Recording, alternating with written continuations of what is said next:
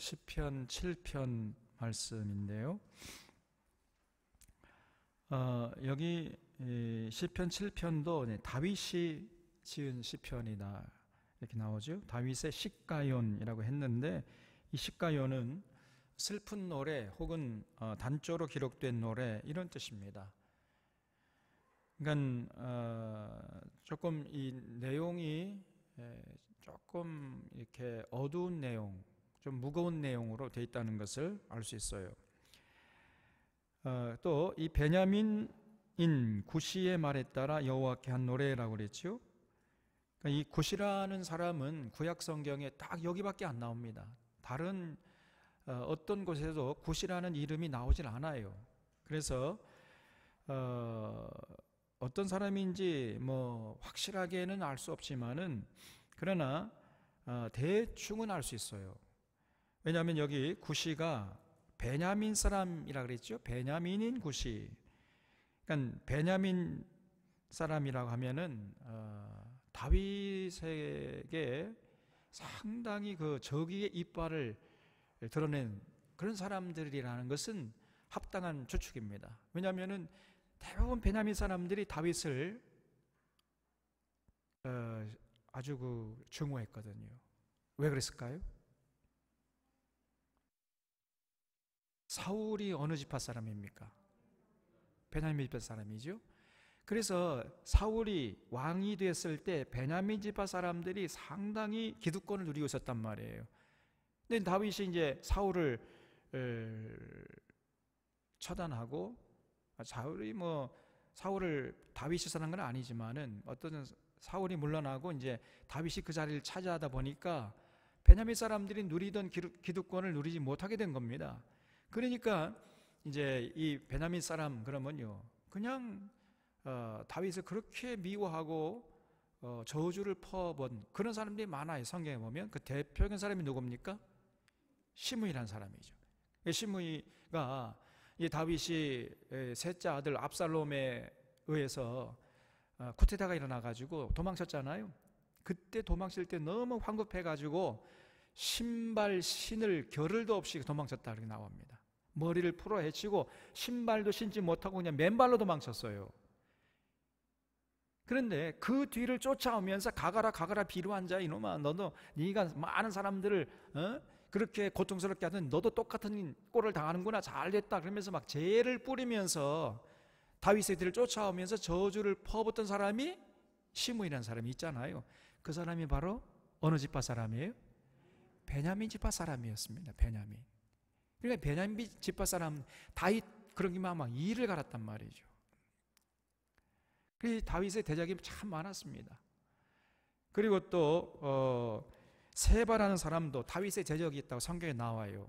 그러니까 끊임없이 다윗에게 이 베냐민 사람들이 막 저기의 이빨을 들이대면서 대적질을 한 거예요. 근데 그 중에 한 사람이 바로 이 구시였단 말이죠. 구시.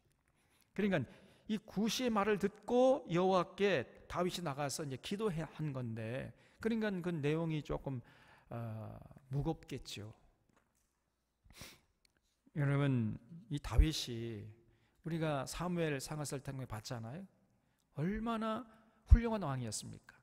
자기 그 시므이도 또 살려줬잖아요. 죽이자고 하는 걸 저거 살려줘라. 다윗은 포용 정책을 핀 거거든요. 그리고 훌륭한 정치를 했는데도 이렇게 다윗을 미워하고 대적하는 이런 사람들이 주변에 많았다는 사실입니다. 여러분, 다윗처럼 포용력이 넓은 사람이 세상에 어디 있겠어요? 그렇게 넓은 가슴으로 정치를 해도 베냐민 사람들은 그냥 다윗을 눈엣 가시 여기면서 그렇게 미워하고 증오하고 저주를 퍼붓단 말이에요. 그래서 여러분, 우리가 3편에 봤잖아요. 다윗이 기도하기를 여호와여 나의 대적이 어찌 그리 많은지요, 이렇게 탄식하면서 하나님께 기도했던 모습을 우리가 보게 됩니다. 그래서 여러분, 우리가 이제 살아갈 때 내가 정직하게 성실하게 살아가면은 많은 사람들이 나를 인정하고 존중하고 존경해 주겠지, 내 앞에 어떤 대적도 없겠지, 이런 생각처럼 순진한 생각이 없습니다. 여러분. 세상이 그렇게 간단하지 않습니다. 굉장히 순진한 생각이에요. 그렇게 우리가 정직하게 성실하게 아주 그렇게 살아가면 모든 사람들이 인정해주고 그러면 얼마나 좋겠습니까? 그런데 그렇지 않아요. 정직하게 성실하게 그리고 아주 올곧게 이렇게 살아가더라도 어떤 사람들은요 그렇게 미워하고 증오한다니까요. 이게 세상입니다. 여러분, 바울이 얼마나 정말 하나님 나라를 위해서 천사같이 살았습니까? 모든 희생하고. 그런데 다윗을 보기만 하면 적의 이빨을 드러내고 죽이려고 덤벼는 이런 사람들이 주변에 많았어요. 그래서 디모데후서 4장 14절을 보면은 구리 세공업자 알렉산더가 내게 해를 많이 입혔다, 이런 기록이 나옵니다.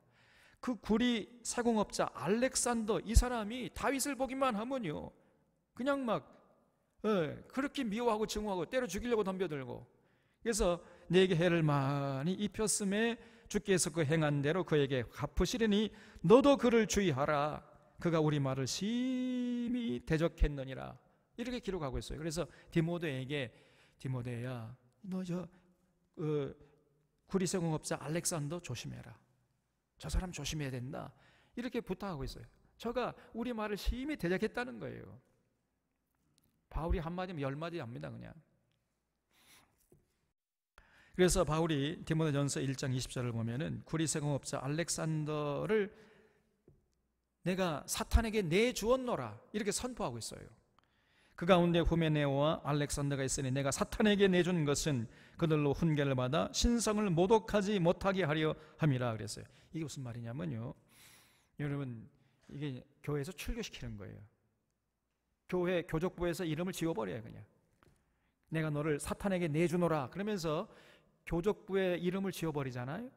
그러면 그 사람은 얼마 못 가서 시름시름 앓다 그냥 죽어버립니다. 그래서 빨리 죽는 게 낫다는 거예요. 교인이 더 살아봤자 온갖 나쁜 짓만 하니까 빨리 죽는 것이 자기 자신을 위해서도 좋은 것이고, 빨리 죽으면은 더 이상 나쁜 짓 못할 거 아니에요. 그래서 빨리 죽어가지고 더 이상 나쁜 짓 못하고 영혼이라도 구원받을 수 있도록 바울이요 이 알렉산더를 내가 사탄에게 내주노라 해서 쫓아버렸다는 겁니다. 그런 기록이 디모데 전서 1장에 나옵니다.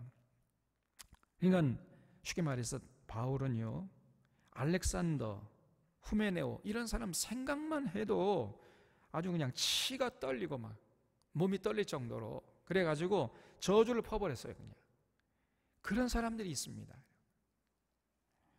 전혀 선을 행할 줄 모르고 또 악을 행하는 데는 얼마나 머리가 잘 팽팽 돌아가는지 몰라요. 그렇게 살아간 사람들이 있습니다.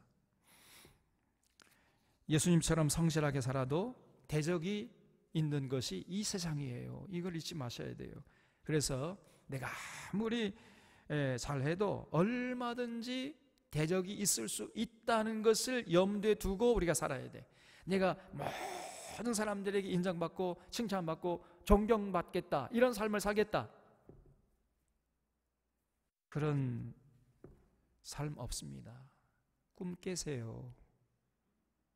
저도 얼마 전까지만 해도 내가 잘하면, 나만 잘하면 내가 부족한 것이 있으니까 그런 거지, 뭐 나만 잘하면 내가 모든 사람에게 인정받을 수 있을 거야, 이런 생각을 조금 하면서 살았다니까요. 근데 살아보니까 그게 아닙니다. 그것이 아니에요. 내가 만인에게 인정받고 존경받는 삶을 살겠다, 이런 생각은 버려야 됩니다. 세상이 그렇게 안 돼요. 만인에게 인정받고 존경받던 삶을 살겠다는 생각을 갖고 있기 때문에 굉장한 스트레스 받는 거예요. 조그마한 비판을, 조그마한 어떤 악플이 달려도요 거기에 굉장히 스트레스 받는 거예요. 그렇게 스트레스 받는 이면에는 내가 모든 사람에게 인정받겠다는 그런 생각이, 그런 순진한, 너무나 나이브한 이런 생각이 있기 때문에 그렇게 스트레스 받는 겁니다. 너는 그렇게 말해라, 나는 내 길을 가겠다, 이렇게 생각하면요 스트레스 덜 받아요.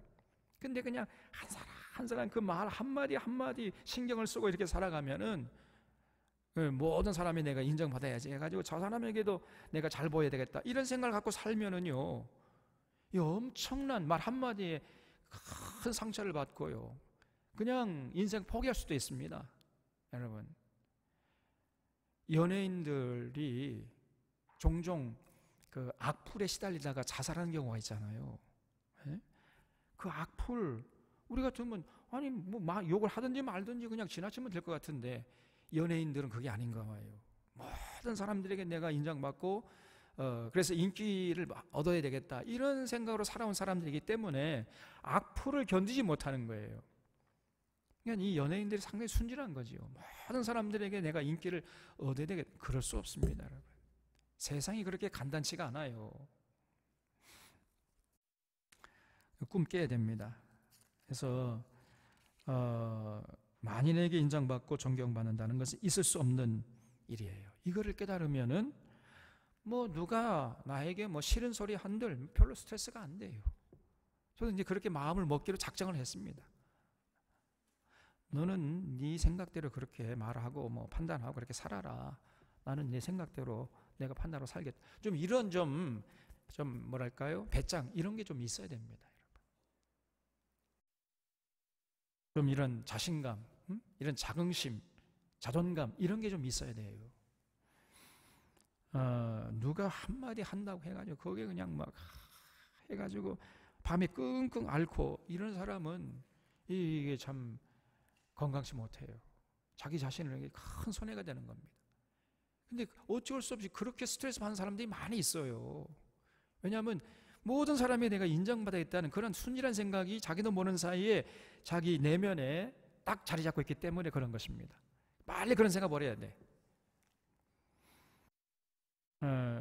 중요한 것은요, 하나님이 나를 어떻게 보실까, 이것만이 중요한 것입니다. 세상 사람들 평가는요 조변석계예요. 아침 다르고 저녁 다릅니다. 아침에는 칭찬했다가 저녁에는 뭐 비판받을 수가 있어요. 아침 다르고 저녁 다릅니다. 그래서 그런 사람들의 평가, 사람들의 칭찬, 사람들의 비난 이런 거, 그런 것에 대해서 우리가 별로 반응을 예민하게 보일 필요가 없다 그 말입니다. 중요한 것은 하나님이 지금 나를 어떻게 보실까? 하나님이 나를 과연 기뻐하실까? 내가 하는 이 일이 진짜 하나님이 기뻐하시는 일이냐 아니냐? 이런 차원에서 항상 생각하는 거예요. 그래서 이것이 정말 성경적으로 볼 때 이 하나님이 기뻐하시는 일이다, 하나님의 기본 뜻이다, 이렇게 생각한다면요, 누가 뭐라고 하더라도 하는 거예요. 그냥 너는 지져라, 나는 하겠단 말이죠. 좀 이런 배짱을 가지고 사시는 여러분 되시기를 바랍니다. 그게 좀 필요해요. 어쨌든 다윗은요, 하나님께서 기름 부어 세운 왕인데 얼마나 위대한 사람이었습니까? 그럼에도 불구하고 다윗에게 많은 대적들이 있었어요. 특별히 베냐민 지파 사람들, 시므이, 세바, 구시, 이런 사람들이 끊임없이 다윗의 대적으로 일어났다 사라지고 일어났다 사라지고 그랬던 겁니다. 그래서 오늘 시편 7편은 바로 이런 구시라는 대적에게 어려움을 당할 때에 지은 시다, 이렇게 밝히고 있어요. 도대체 다윗이 구시에게 어떤 어려움을 당했길래 이런 기도를 하나님께 드렸는지 한번 살펴보겠습니다. 1절에 여호와 내 하나님이여, 내가 주께 피하오니 나를 쫓아오는 모든 자들에게서 나를 구원하여 내소서. 건져낼 자가 없으면 그들이 사자같이 나를 찢고 뜯을까 하나이다. 이거 보세요. 이 다윗도 그들이 얼마나 두려웠던지, 이 구시 일행, 이 사람들이요 마치 사자와 같다는 거예요. 사자. 하나님이 나를 지키지 않으면, 보호해 주시지 않으면 저들이 내게 달려들어서 사자처럼 나를 찢고 뜯을까 하나이다. 그러면서 하나님께서 자신을 구원해 달라고, 보호해 달라고 이렇게 간구하고 있잖아요. 다윗 같은 위대한 왕도 두려움이 엄습할 정도로 그렇게 대적들이 막강했던 것입니다, 여러분. 그것이 세상이에요. 3절에 여호와 내 하나님이여, 내가 이런 일을 행했거니와 내 손에 죄악이 있거나 화친한 자를 악으로 갚았거나 내 대적에게서 까닭 없이 빼앗았거든 원수가 나의 영혼을 쫓아잡아 내 생명을 땅에 짓밟게 하고 내 영광을 먼지 속에 살게 하소서. 여호와 하나님을 다윗이 어떻게 생각하고 있었냐면요, 하나님은 나중에 여기 나옵니다마는 매일매일 분노하시면서 악한 자들을 재판하시는 하나님이심을 다윗은 굳게 믿었어요. 매일 분노하시면서 재판하시는 재판장이신 하나님. 그래서 하나님의 뜻을 받드는 자는 보호하고, 하나님의 뜻을 받들지 않고 하나님의 뜻을 조롱하면서 자기 속에는 옳은 대로 그래 악한 일을 그냥 서슴없이 저지르는 이런 자를 반드시 심판하시는 하나님, 이런 하나님을 굳게 믿었던 거예요. 그래서 지금 다윗이 하나님, 저는 이렇게 하나님이 매일매일 분노하시고 심판하시는 그런 악한 자들 같은 이런 삶을 전혀 살지 않았습니다. 그러니 저 좀 보호해 주십시오. 그러니 저 좀 살려 주십시오. 이렇게 기도하고 있는 거예요 지금 다윗이. 그래서 내가 만약에 이런 악한 짓을 했거나 내 손에 죄악이 있거나 화친한 자를 악으로 갚았거나 내 대적에게서 까닭 없이 빼앗았거든 원수가 나의 영혼을 쫓아잡아 내 생명을 땅에 짓밟게 하고 내 영광을 먼지 속에 살게 하소서. 이렇게 이제 기도할 수 있었던 것은 그만큼 다윗이 하나님 앞에서 하나님은 매일매일 분노로 재판하시는 재판장이신 것을 믿었기 때문에 그런 악한 삶을 살지 않으려고 몸부림치고 발버둥 쳤다는 것이에요. 그렇기 때문에 이렇게 기도할 수 있는 것이에요, 여러분. 그냥 아무렇게나 세상 욕심 따라서 사는 이런 사람들은 절대로 이렇게 기도할 수가 없습니다. 내 손에 만약에 무슨 죄악이 있거나 화친한 자를 내가 악으로 갚았거나 까닭 없이 내 대적이라 할지라도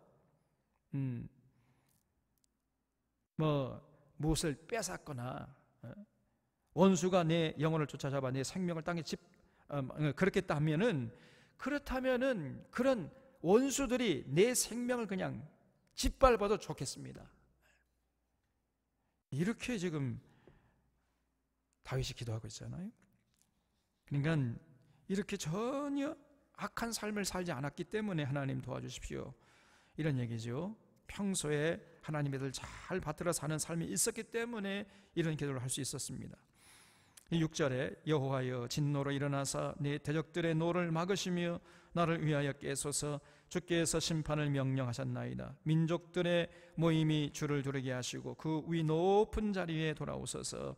여호와께서 만민에게 심판을 행하시오니 여호와여 나의 의와 나의 성실함을 따라 나를 심판하소서 그랬죠. 여호와여, 거기 나의 의와 나의 성실함을 따라 나를 심판하소서. 그걸 줄쳐보세요.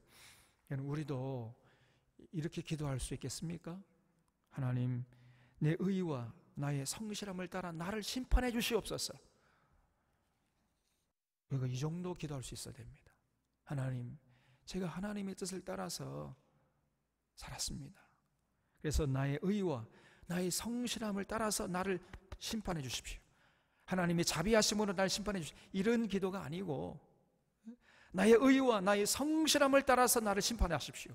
이 정도 자신이 있었습니다, 다윗이. 우린 하나님, 저는 잘못했는데 하나님 자비하심으로 용서해 주시옵소서. 늘 이렇게 기도하잖아요. 다윗은 나의 의와 나의 성실함으로 나를 심판하시옵소서. 그렇게 기도할 수 있겠습니까? 어떻게 보면 다윗이 좀 교만하다고 생각될 정도로 그렇게 정말 이렇게 기도할 수가 참 어렵거든요. 네, 다시 말씀드리면 다윗은요, 삶이 뒷받침되는 기도였어요. 삶이 뒷받침되는 기도. 삶의 현장에서 언제나 항상 그 의식에 하나님의 뜻을 따라 살겠다는 그 의식이 있었고 그걸 실천했습니다. 그리고 와서 이제 기도하는데, 그래도 그런 삶을 살아도 주변에 사람들이, 대적들이 많이 일어나니까, 그러니까 하나님께 나가서 하나님, 나의 의와 나의 성실함을 따라 날 심판해 주시옵소서. 저 악한 자들에게서 나를 보호해 주시옵소서. 이렇게 기도할 수 있었던 것입니다. 여러분. 대충 산 게 아니에요.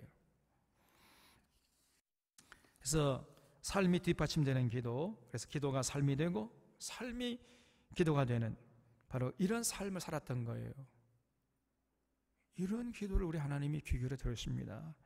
이것이 참으로 올바른 기도 생활이죠. 9절 보겠습니다.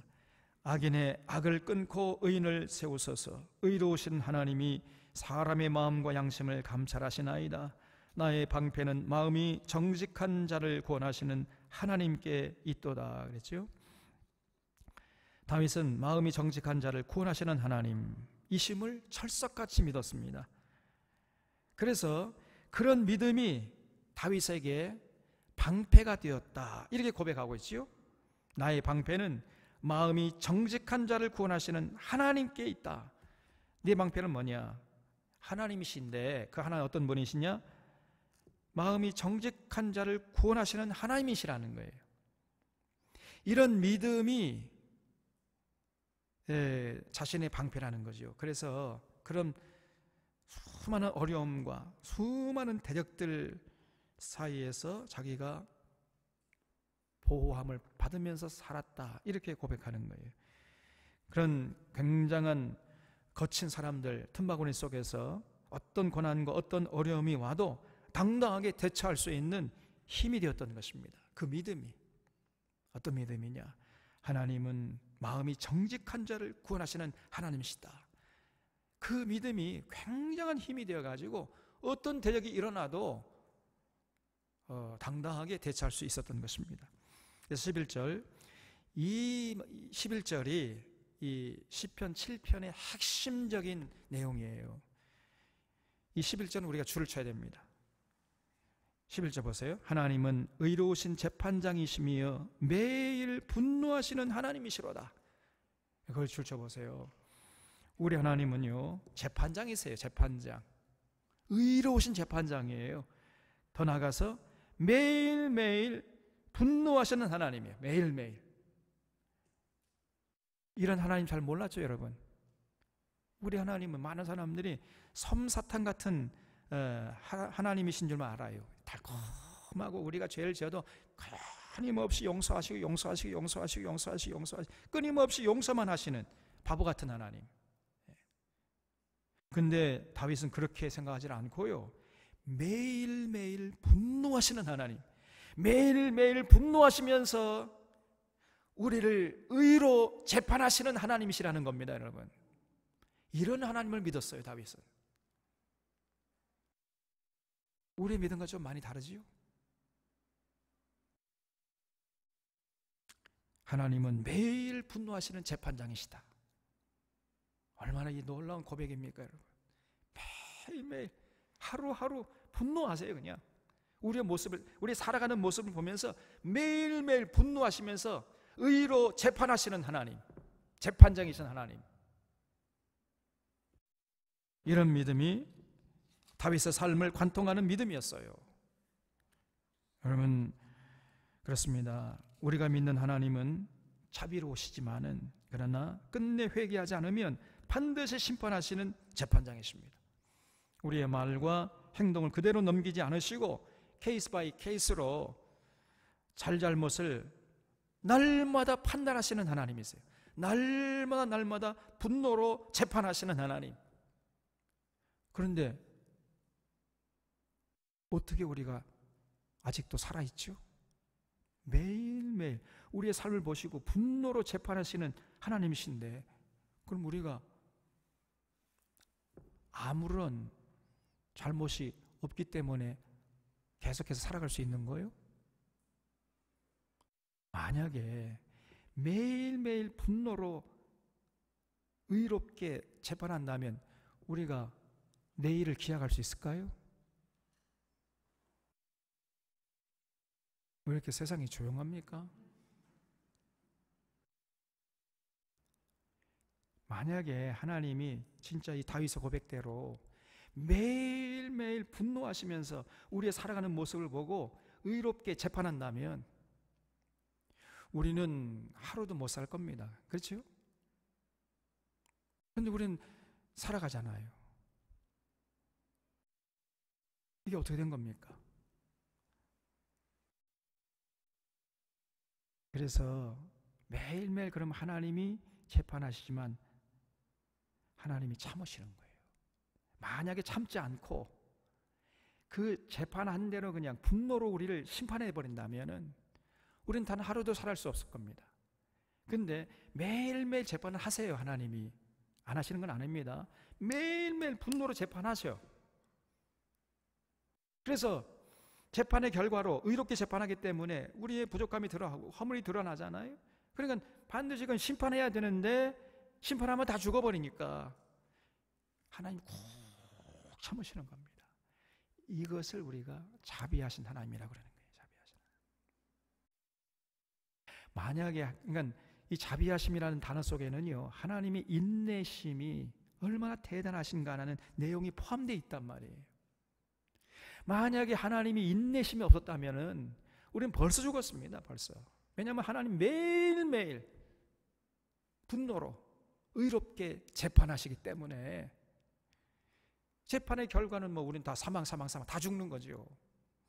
근데 그 선고를 또 미루시는 거예요. 꼭 참고 또 참고 내일은 좀 달라지겠지. 참고 또 참고 이걸 우리가 하나님 자비하시다는 거예요. 여러분. 근데 끝내 이 하나님의 자비로우심을 조롱하고 경홀히 여기면은 이제 마침 하나님이 폭발하세요. 그때는 무섭습니다. 그래서 우리가 이 다윗의 신앙 고백을 좀 깊이 생각해야 됩니다. 우리 하나님은 매일매일 분노하시면서 재판하시는 의로우신 재판장이세요. 그런데 우리가 살아갈 수 있는 까닭은 하나님이 그럼에도 불구하고 참기 때문에, 하나님의 인내하심이 크시기 때문에 우리가 살아 숨쉴 수 있단 말이죠. 이걸 잊지 마셔야 됩니다. 이런 믿음을 갖고 있는 사람이 다윗이었어요. 다윗. 절대로 우리의 말과 행동을 그대로 넘기지 않으시고 케이스 바이 케이스로 잘잘못을 판단하시고 재판하세요. 근데 그 재판의 결과는 시행치 않으신단 말이에요. 꼭 참으세요. 참고 또 참고. 그러나 끝내 그 하나님의 참으심의 능력을 무시하고 그 자비로우심을 조롱하고 깔보면서 악한 짓을 계속 반복하면은 나중에는요, 하나님 폭발하세요. 폭발할 때는 무섭습니다. 그래서 그런 다윗이 그렇게 매일매일 분노로 재판하시는 하나님을 깔보면서 악한 짓을 하는 이런 자들은 스스로 자기 무덤을 파는 어리석은 사람이다, 이렇게 지금 느끼면서 여기다가 기록하고 있는 것입니다. 12절에 사람이 회개하지 아니하면 그가 그의 칼을 가심히 어렸어요. 사실은 이게 진짜 하나님이십니다. 칼을 갈고 계세요. 지옥의 불을 떼고 계십니다. 여러분, 분노의 칼을 갈고 계시지만은 하나님이 꾹 참고 계세요. 지금은. 근데 그런 하나님의 참으심을 경홀히 여기고 그걸 조롱하고 이런 사람들은요, 이제 마침내 폭발할 때가 있단 말이죠. 그가 그의 칼을 가시며 그의 활을 이미 당기어 예비하셨도다. 죽일 도구를 또한 예비하시며 그가 만든 화살은 불화살들이로다. 악인이 죄악을 낳으며 재앙을 베어 거짓을 낳았도다. 그가 웅덩이를 파 만듦이여 제가 만든 함정에 빠졌도다. 이 그가가 누구겠어요? 악한 짓을, 하나님의 자비하심을, 하나님이 계속해서 지금 매일매일 의로 분노로 재판하시지만 그 결과는 참으시는데, 그 참으시는 것을 조롱하면서 계속해서 악한 짓을 하는 이런 사람들은 자기가 스스로 웅덩이를 파 만든다는 거예요. 이게. 스스로 제 지금 무덤을 파는 거예요. 지금 이 사람들이 그것도 모르고 열심히 무덤을 파고 있습니다. 그래서 그 재앙은 자기 머리로 돌아가고 그의 포악은 자기 정수리에 내리리로다. 내가 여호와께 그의 의를 따라 감사하며 지존하신 여호와의 이름을 찬양하리로다 그랬어요. 그래서 여러분, 우리가 꼭 잊지 말아야 할 것은 우리 하나님은요, 매일매일 분노로 재판하십니다. 의롭게. 분노로 재판하실 때 의로 또 재판하세요. 하나님의 재판은요 절대로 틀림이 없습니다. 지금 우리나라 사법부 재판은 완전히 엉터리잖아요. 검찰도 뭐 엉터리고. 그래서 이번에 공수처 뭐 만든다고 하는데 지금 이것도 공수처가 제일 될지 안 말지 이것도 지금 걱정이에요. 공수처가 반드시 돼야 되겠는데 어쨌든 지금 사법부가 엉망진창입니다. 지금 이명박 박근혜 거쳐오면서 완전히 그냥 엉망진창이 되어버렸습니다. 이 사법부가. 그러나 우리 하나님의 재판은 절대로 틀림이 없습니다. 의로 재판하세요. 실수가 없으십니다. 그래서 지금 우리 한국 교회 교인들은요, 우리 하나님은 매일 분노로 의롭게 재판하신 하나님, 의롭게 재판하신 재판장이신 하나님은 몰라요.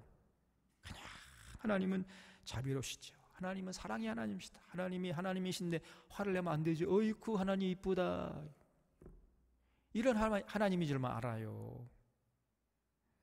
아닙니다, 여러분. 그래서 하나님이 사랑이십니다. 그러면 아멘. 아멘 소리가 떠날 것 같아요, 그냥. 하나님은 매일 분노로 재판하십니다. 그러면 노멘. 그런 하나님이 아닌 줄 알아요. 이걸 조화시킬 줄 알아야 됩니다. 제가 무슨 말 하는지 이해가 되십니까? 그래서 여러분, 하나님은요 우리의 삶을 보시고 매일 분노하세요. 매일 분노로 재판하십니다. 그러나 하나님은 또 참고 또 참으세요. 그냥 모르는 척 넘어가는 게 아니고 매일매일 분노로 의롭게 재판하시면서도 꼭 참고 넘어가세요. 그냥 그 하나님의 인내의 끝은 어딘지 우리가 알 수가 없어요. 만약에 하나님이 꼭 참지 않으시면은 우리는 하루도 하나님의 분노하신 재판에서 살아남을 수가 없을 것입니다. 그래서 이런 매일 분노하시는 재판장이신 하나님이 정말 인내하시기 때문에 그 자비하신 하나님으로 우리에게 다가오는 것은 하나님의 인내 때문이에요. 인내. 이것을 우리가 잊지 말아야 돼요. 바로 이것이 다윗의 믿음이었습니다, 여러분. 이런 믿음이 있었기 때문에 다윗은요 그 대적들에게까지도 악한 짓을 절대로 하려고 하질 않았어요. 왜냐하면 우리 하나님은 매일매일 분노로 의롭게 재판하시는 재판장이시기 때문에 자기를 죽이려고 덤비는 대적이라 할지라도 악한 짓을 하지 않으려고 했었고, 또 악한 짓을 하는 그런 사람들을 보면은 저거 어리석은 자구나 저거 이렇게 느꼈던 것입니다.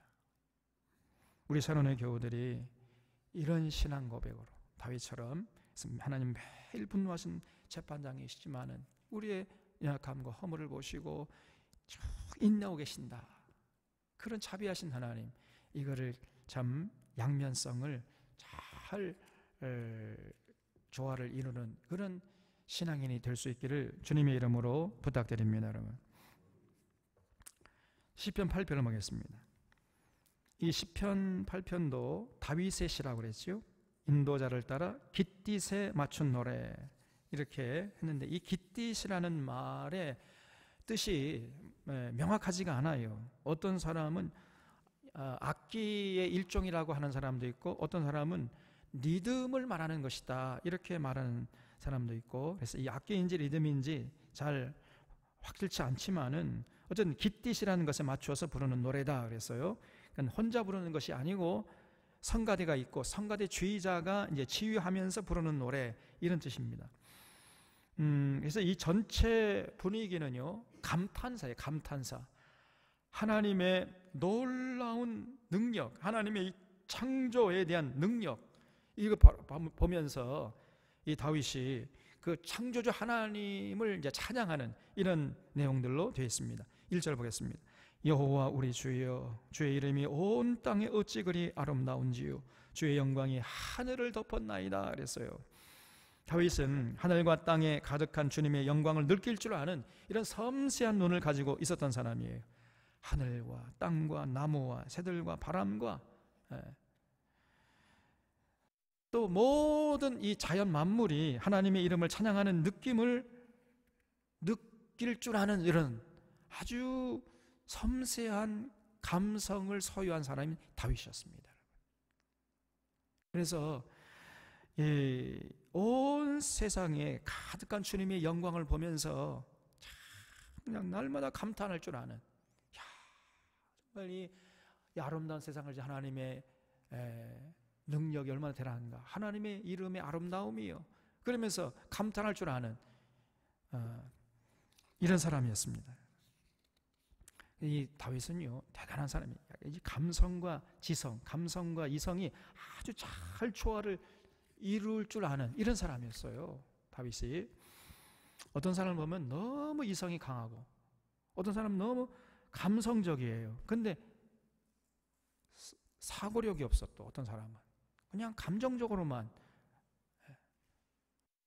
또 어떤 사람은 이성은 아주 강한데 또 감성은 또 메말랐어요. 또 이게 조화를 이뤄야 됩니다. 이게 훌륭한 인격이죠. 다윗이 그랬습니다. 아주 이성적이면서도 감성적이었습니다. 그래서 이렇게 온 세상에 가득 찬 주님의 영광을 느낄 줄 아는 섬세한 눈을 가지고 있었습니다. 여러분도 우리 샤론의 교우들 보니까 그런 분들이 많아요. 만약에 나는 다윗처럼 그런 감성을 가지고 싶은데 그렇지가 잘 안 된다, 그런 사람 어떻게 하면 됩니까? 저 텃밭에 가보세요. 텃밭에 가면 됩니다. 야, 오늘 제가 텃밭에 가니까 너무 날씨가 화창했지요? 그 탁구장 안에서 밖을 보니까요 얼마나 밝고 맑고 찬란한지, 그냥 새 바퀴 말이죠. 그리고 이 자연이 얼마나 풀어가는지 그냥 막 감탄사가 저절로, 그런 신비한 느낌을 가졌다니까. 아까요 조금 전에 그런 느낌을 가져본 적이 있습니다. 그래서 온 땅과 하늘과 나무와 바람과 새들이 만들어내는 이런 참 신비한 분위기, 야, 거기서 하나님의 이름이 어찌 그리 아름다운지요, 이런 찬양을, 이런 감탄사가 좀 나올 수 있어야 됩니다. 빨리 보면은 아름다운 자연을 보면 아이쿠 이 꽃 이쁘다, 꺾어가야지, 이런 감성 가지고는 안 돼요. 이거. 다윗은요 여호와 우리 주여, 주의 이름이 온 땅에 어찌 그리 아름다운지, 주의 영광이 하늘을 덮었나이다, 이렇게 고백했어요. 2절에 주의 대적으로 말미암아 어린 아이들과 젖먹이들의 입으로 권능을 세우시며 이는 원수들과 보복자들을 잠잠하게 하려 하심이니이다 그랬죠. 여러분, 이 예수님께서 예루살렘에 입성하실 때 어린 아이들이 호산나 주의 이름으로 오시는 이여 다윗의 자손이여 그러면서 이제 막 예수님 환영했죠. 그러니까 어떤 사람들이 와가지고 선생님, 저희 어린애들 지금 뭐 소리치는 거 듣지 못합니까? 애들이 시끄럽게 구는데 입 좀 다물게 해주십시오. 그러니까요 예수님께서 바로 이 구절을 인용했어요. 어린아이와 젖먹이의 입으로 말미암아 권능을 세우신다 하는 것을 읽어보지 못했느냐? 만약에 이 어린아이들이 잠잠하면 저 돌들이 소리 지를 것이다, 이러면서 어린아이들이 소리 지르는 것을 용납했잖아요. 바로 이 시편 8편에 나오는 구절입니다. 이 구절을 예수님이 인용하시면서 어린아이들을 잠잠케 해달라는 것을 거절했어요, 예수님이. 여러분, 이 어린아이들이요 그 영안이 맑잖아요. 마음이 맑고, 그렇기 때문에 이 성경적인 진리를 잘 가르쳐주면 잘 듣습니다. 잘 깨달아요. 그래서 그 어린아이의 이름으로 권능을 세우셔야 됩니다. 어른들은 여러 잡다한 막 생각들이 들어있기 때문에 하나님의 권능을 잘 찬양을 안 해요. 인정도 안 하고. 그런데 어린아이들은 그 젖먹이들의 입으로 우리 하나님이 권능을 세우신단 말이에요. 그래서 원수들과 보복자들을 잠잠케 하려 하십니다. 그래서 여러분, 제가 어린아이들도 함께 어른들과 예배드리는 거, 그게 좋다. 지금 우리 한국 교회는 뭐 조금 교회가 커지면 뭐 아동부 따로 드리고 유치부 따로 드리고 뭐 중고등부 따로 드리고 청년부 따로 드리고 따로따로 완전히 따로 국밥이에요. 네, 물론 그것의 장점도 있지만 단점도 분명합니다. 사실은 이 3대가 함께 모여서 예배 드리는 것에 굉장한 장점이 있어요. 우리가 나중에 크게 되면은 유치부 때 뭐 중고등부 때 배웠던 거 이거 다 생각도 안 나요. 이게 안 나고 뭐가 남냐면 분위기만 남아요. 이미지가 남는 겁니다. 이미지. 야, 그때 중고등부 때 어떤 선생님이 참 나에게 잘해줬다. 그런 이미지만 남아요. 그 선생님이 가르쳐줬던 뭐 성경이 있네요. 하나도 생각 안 나요. 이게. 그래서 여러분이 부모와 엄마 아빠 손을 잡고 이렇게 아이들이 예배 드리는 이런 추억, 이런 경험이 나중에 남는 거예요. 그것만 남습니다. 구체적인 그 뭐 설교 시간에 들은 내용 잘 이게 안 남아요. 그래서 어릴 때 이렇게 부모와 같이 예배 드리는 것, 이것도 굉장히 중요한 것입니다. 그리고 그 아이들의 듣는 수준도 굉장히 높아요. 애들이 장난치는 것 같지요? 막 떠들고 막. 근데 다 들어요, 애들이. 다 들으면서 장난칩니다. 왜 그래요? 어른들은 바짝 정신 차려도 이해가 될까 말까 하는데 아이들은 이미 다 이해가 돼버렸어요. 그러니까 이제 장난치는 거예요. 그만큼 여유가 있다는 얘기입니다. 어린아이들이. 그 어린아이들을 얕보면 안 됩니다. 장난 다 처음에서 다 들어요. 그러니까 왜 장난치느냐? 다 알아듣고 이제 여유가 생기니까 장난치는 거예요. 그래서 어린아이들의 입으로 권능을 세우시는 하나님. 3절에 주의 손가락으로 만드신 주의 하늘과 주께서 베풀어 두신 달과 별들을 내가 보니 사람이 무엇이기에 주께서 그를 생각하시며 인자가 무엇이기에 주께서 그를 돌보시나이까. 그를 하나님보다 조금 못하게 하시고 영화와 존귀로 관을 씌우셨나이다 그랬습니다. 지금 다윗이 하늘에 떠 있는 달과 별들도 하나님이 창조하셨음을 고백하고 있죠. 우리가 낮의 해와 밤의 달과 별들을 보다가 그 다음에 이제 눈을 돌려가지고 자신을 봐봐요. 자신. 그럼 얼마나 초라합니까? 예? 저 하늘에 떠 있는 해와 태양과 달과 별들을 보다가 인간을 보면은요 그렇게 초라할 수가 없어요. 예? 먼지보다 못한 존재다. 뭐 이런 고백이 저절로 나오잖아요.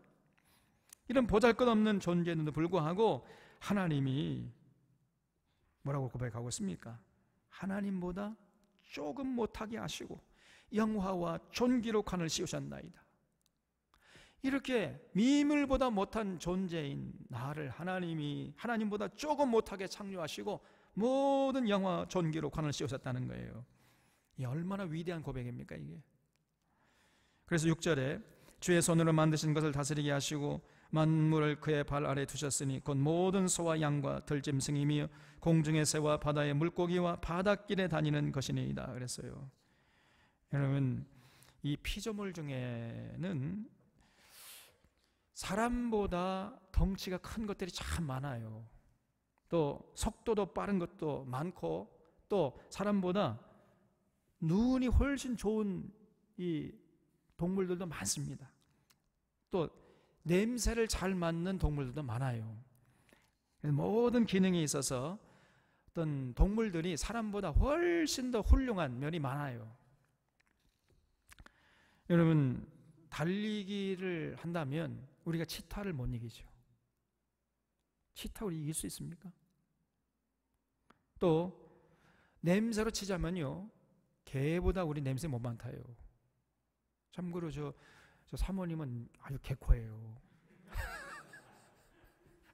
얼마나 냄새를 잘 맡는지 몰라요.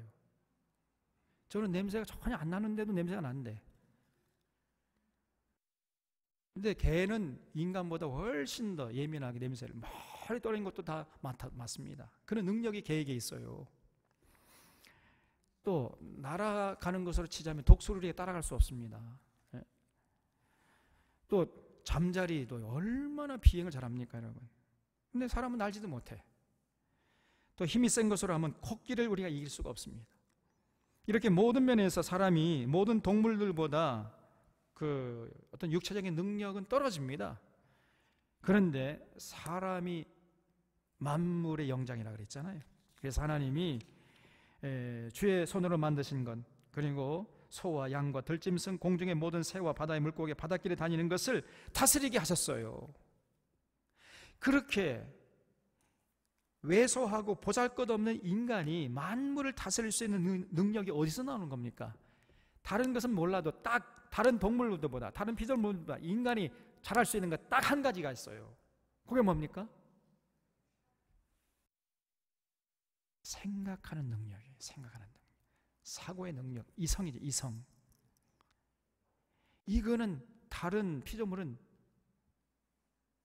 따라올 수가 없어요. 타의 추종을 불허합니다. 그래서 인간의 인간됨을 수 있는 가장 기본적인 조건은 뭐냐? 생각이에요. 생각을 하셔야 돼요. 생각을. 그래서 성령님이 오시면은 이 생각을 맑게 하신단 말이에요. 맑게 진리에 대해서 올바로 분별할 수 있게 만들어주고, 이게 진짜 성령님의 역사인 것입니다, 여러분. 성령 충만한 사람은요, 이성이 막 활발하게 작동되는 거예요. 그래서 이게 참인지 거짓인지, 이 취할 것인지 버려야 할 것인지 똑바로 알게 되는 것입니다. 하나님의 뜻이 무엇인지 영적인 분별이 훤해지는 거예요, 이게. 근데 오늘날 성령 집회한다는 사람들 가보면요, 이성이 마비돼 버려요. 그러니까 그건 성령 집회가 아닙니다. 딱 보면 알 수 있어요. 그리고 자기도 모르는 얘기를 막 한두 시간씩 방언 받았다고 해가지고 막 방언기도 하게, 전부 거짓입니다, 여러분. 그건 성령 집회가 아닙니다. 성령이 임한 게 아니에요. 성령님이 임하시면 인간의 가장 기본적인 이성을 맑게 하는 거예요. 이성의 작동이 활발하게 돌아가도록 도와주시는 거예요. 그래서 성령님의 별명이 진리의 성령이라 그랬잖아요. 진리의 성령님. 이거 정도만 우리가 이해해도요, 오늘 한국교회 이 방언기도 한다는 것, 이것이 얼마나 엉터리한 것을 금방 알 수가 있는 겁니다. 그래서 이 생각하는 능력 때문에 인간이 만물을 다스릴 수 있는 거예요. 그렇게 힘센 코끼리나 하늘을 나는 독수리, 양과 소, 모든 짐승들을 정복하고 다스릴 수 있는 힘이 어디서 나오느냐? 생각에서 나오는 거예요. 생각에서, 이성에서. 그래서 그 이성을 가지고 또 할 수 있는 게 뭐냐면요, 하나님의 존재를 생각해내는 거예요. 그래서 하나님 앞에 나가서 찬양과 경배를 드려야 되겠다, 이런 생각을 하게 해요. 오직 인간만 이게 할 수 있습니다. 다른 짐승들은요, 절대로 우리가 이제부터 모여가지고 하나님을 찬양하고 경배하자, 이런 모습을 봤습니까? 코끼리들이 모여가지고 하나님 우리가 찬양하자, 그래가지고 하나님 찬양하는 그런 광경을 여러분 본 적 있어요?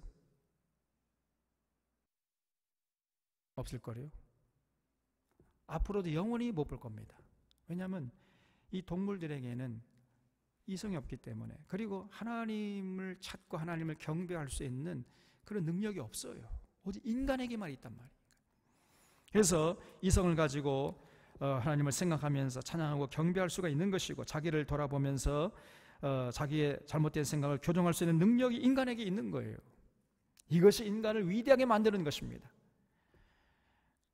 그래서 이성을 가지고 또 본능을 통제할 수 있는 능력이 인간에게 또 있어요. 이런 것들 때문에 인간이 모든 소와 양과 들짐승들, 공중의 새와 바다의 물고기를 다스릴 수 있게 되는 것이죠. 그래서 인간에게서 생각하는 능력을 빼버리면 인간처럼 왜소하고 나약한 존재가 없는 것입니다. 그래서 9절의 결론이죠. 여호와 우리 주여, 주의 이름이 온 땅에 어찌 그리 아름다운지요. 이런 모습을 하나님 앞에 잃지 말고 보여드려야 됩니다. 그래서 인간 되어가지고 하나님의 이름을 찬양하지도 않고 높이는 모습을 잃어버린다면, 이것은 모든 피조물보다 못한 존재가 되어버리고 말아요. 지금 온 우주 만물은 하나님의 이름을 찬양하고 있는데, 그래서 하나님의 영광이 온 우주 만물에 가득한데, 인간만 하나님의 이름을 지금 찬양하지 않고 있잖아요. 하나님의 이름을 찬양하는 모습이 온 피조물에 가득한데, 그 피조물들을 다스려야 할 인간들은 하나님의 이름을 찬양하지 않습니다. 타락해가지고 교만해져서. 여기에 인류의 비극이 있는 것이에요. 그래서 코로나19 바이러스도 온 것입니다, 여러분. 그래서 우리 모두는 다윗처럼 여호와 우리 주여, 주의 이름이 온 땅에 어찌 그리 아름다운지요. 언제나 찬양과 경배를 올려드리는 이런 모습을 잃지 말아야 됩니다. 그래서 여러분, 우리 사랑의 교우들은 온 입으로, 온 몸으로, 또 온 삶으로 찬양과 경배를 하나님께 올려드리는 여러분의 삶이 될 수 있기를 바랍니다. 또 시편 9편을 하려고 했는데 시간이